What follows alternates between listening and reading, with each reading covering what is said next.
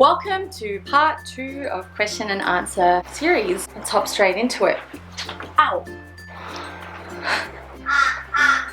Hello! Sharona Jesu Dasan says, hey, just went through your videos. They are so cool, so awesome. Monkey face. Me too, monkey face. I just turned 21, so I wanted to ask you, how do I do well in my assessment day?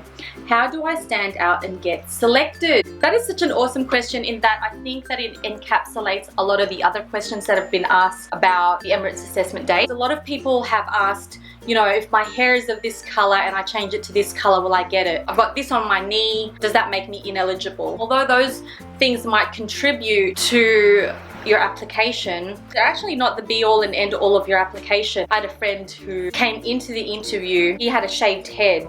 He also had a mohawk. The mohawk wasn't like massive, it was just, you know, like a strip like this. That's very un-Emirates standard because, you know, we have to have conservative hairstyles. Despite that, he actually got through all the way. The reason I mention this story is because I wanted to highlight the fact that even though in my previous videos we've talked about the requirements, the Emirates standards and things like that, they're just standards based on your physical image. But what I hadn't highlighted in that is how important and what a big contribution you as a person, how important that actually is. The general population is aware that you must present yourself professionally, look like you've made the effort. This is just my personal opinion. I would say that your physical appearance will play about 50%. It'll create that first impression until you speak and open your mouth.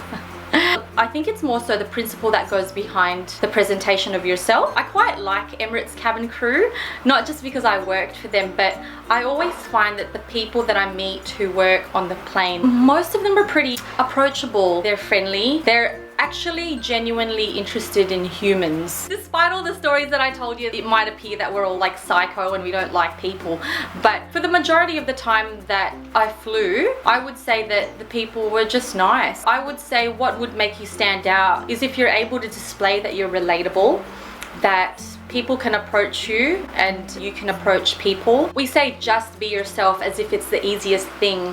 But sometimes it can be tricky when nerves play a big part, especially when you're looking at all these other beautiful people who also look very qualified for the job. Don't be afraid to talk to, first of all, your fellow applicants. Don't be afraid to say hello to the recruiters and just think of them as human as well. If you're competing against everyone else who's like 90% got it and there's a 10% margin that separates you from everybody else, I would really say that that's your character, and that really truly comes from within. If you think about the job, you're going to be working on an aircraft, have nowhere to go except to be there, and you're going to always be with people. So I think the most important thing is to display your humanness. It's about having people's best interest at heart. If there's anything that I can say to help you prepare, I'd say in any position and wherever you are right now in your life, and even me, this is something that I do, really take a lot of steps in learning about self-awareness and understanding how your internal thoughts affect your outward actions and how you are towards people. Maybe this is getting a little bit deep, but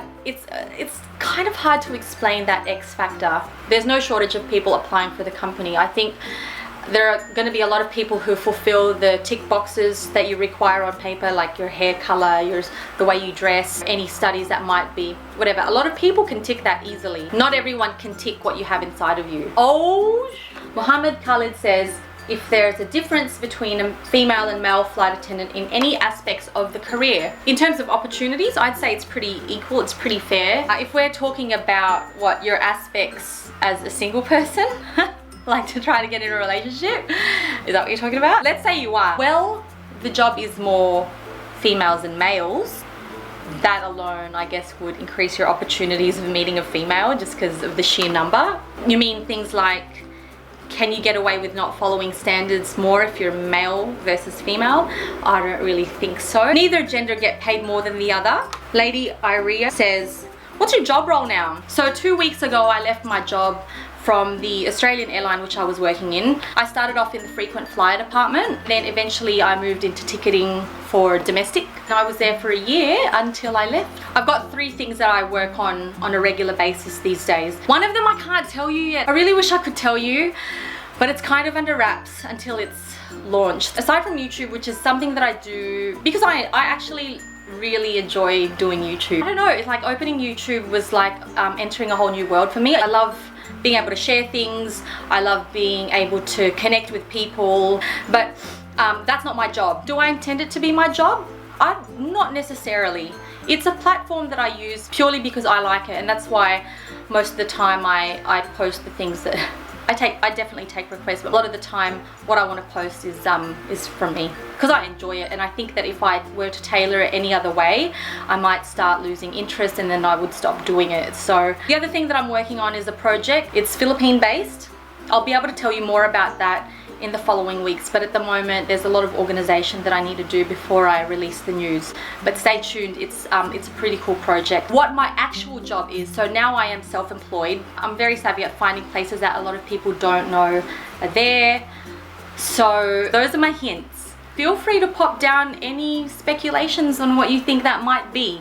I can't wait to share it with you guys when it's ready. So Kayla220 says, I really want to join an airline to travel, but I have a law degree and I'm worried what would happen to that once I come back. My advice would be don't worry too much about what will happen to your studies. Actually, my cousin, she was kind of concerned that she's about to enter university and it's going to cost a lot of money and it's going to take a lot of time. Amidst that, the Emirates Open Day will come to the city that she lives in. Her question was more along the lines of, will it be a waste of money and time to study halfway and then apply for Emirates and then get accepted and then not complete that? My stance on any studies is that I don't think that any studies are a waste of time or money. Education is education, and sometimes while on the forefront what you've studied hasn't come into play in terms of your career in life.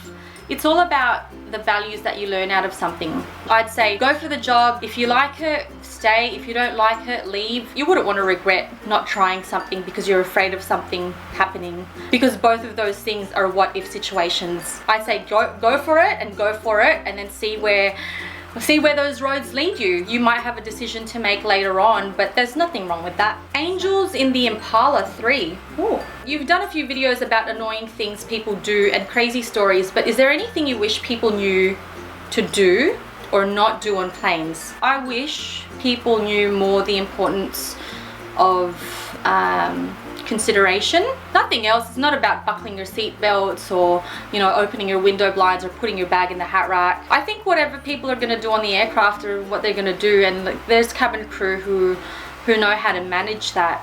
What is actually hard to manage, or it can be tricky to manage, is when people are not being considerate with one another. Angie and Marty says, can you talk a bit about health issues that may arise working as a flight attendant? The fatigue got me. It got me good. Towards the end of my time there, I was flying quite a lot and not sleeping enough, and I think as a result of that, this is self-diagnosed, and looking at it in hindsight, I think I developed some anxiety, and you would never see it in person.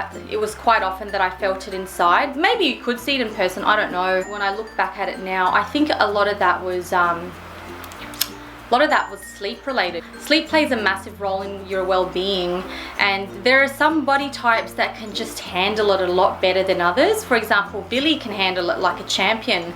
He's awesome. Like if he needs to sleep, he'll just sleep forever. Whereas me, I can, you know, my body couldn't really take it. I think that's one of the reasons it was really time for me to go. A little bit tricky to answer because I think there's actually a lot more that goes into health. Some people, if they have pre-existing conditions, just the work environment can make you more susceptible to inflaming your pre-existing condition. And the last question is, do you study to be a flight attendant, or how does it work? In some countries, yes. Not if you're being hired from the Philippines or Australia for Emirates. One of my friends from Brazil, they said that they had to go and do a course for it. And that's about it. Thank you so much for being part of my 2016. I can't wait to be part of each other's, you know what I'm saying, like each other's 2017. Adios. I talk way too much. Sorry. If you want to know what that fan is about, it's because it's so hot in this room. It's just, the good news is that it makes me look like